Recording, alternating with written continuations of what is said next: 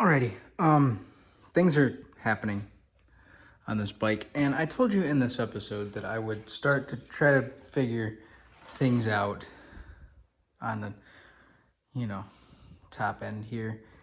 And yet again, I've kind of put it off. But I did say as well that I would explain the significance of this plastic piece, and here is my best interpretation of it.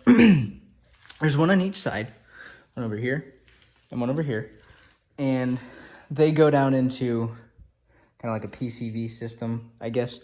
But what it's responsible for is keeping your computer aware of basically all four carburetors being in time. And if that is not the case, and if one of these is busted and go to try to run this thing, you could end up having problems and blow the thing up. I didn't want that, so I tried to find the part.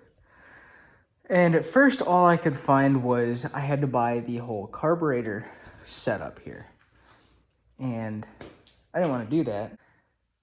Through some searching and some friends and some other people that are aware of what I'm doing, I was able to learn how to buy bike parts, and that's what I explained in the last video.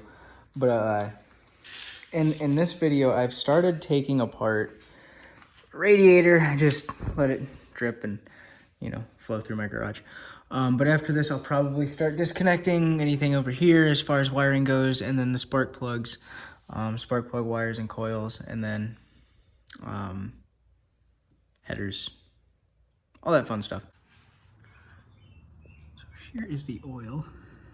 No red flags as of yet, except for the fact that it's a little bit green. Head gasket issues, eh? Oh yeah, boys. She's got some water in there. Oh yeah. Hey, these two cylinders are really good. Semi. Need some TLC, to say the least. Oh man, I haven't been out here in a couple of days. And there's a reason for that. I've basically hit a stopping point with realizing I've got to rebuild this engine, and that stopping point being how I could mount it there on that. That's a normal engine, like for a car stand, and this doesn't quite have the same. It's doable, but it's something that I'm going to have to figure out. But to sum up the problems with this bike, a little bit of a red flag was raised when I took the exhaust off. Water came out of it, and there was no red flags when I took the oil filter off. No metal in the oil, nothing like that. But the next red flags came when I took the carburetor fuel make it happeners off the top here, and saw that all the cylinders were pretty much filled with water.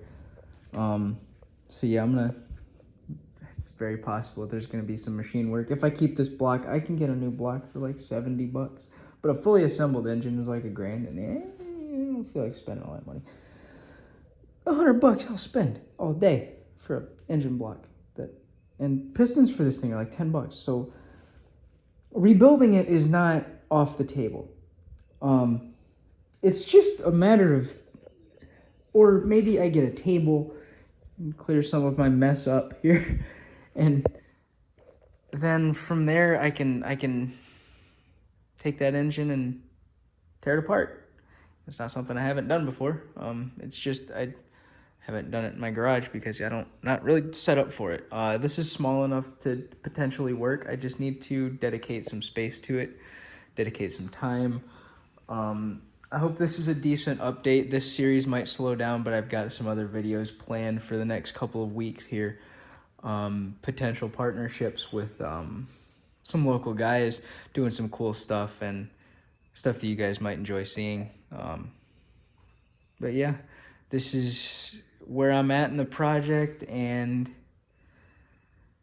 oh, I haven't really told you guys about the actual frame that I'm going to be using. This is a frame that I'm basically it was of a go-kart that I drove when I was a kid.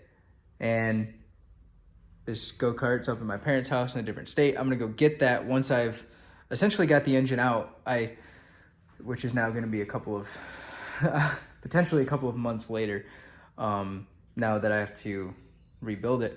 But if this had, say, came out, you know, just dropped out, because it's 1, 2, 3 bolts, and then I think 4 right there.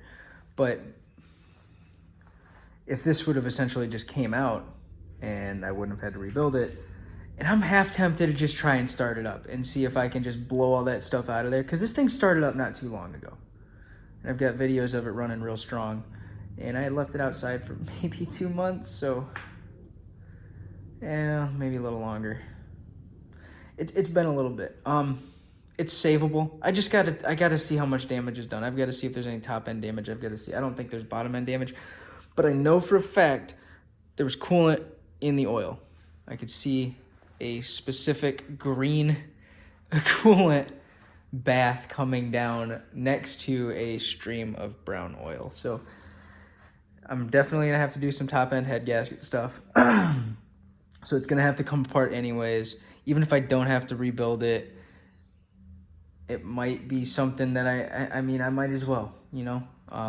But I hope this is a good enough update for you guys. Y'all take it easy.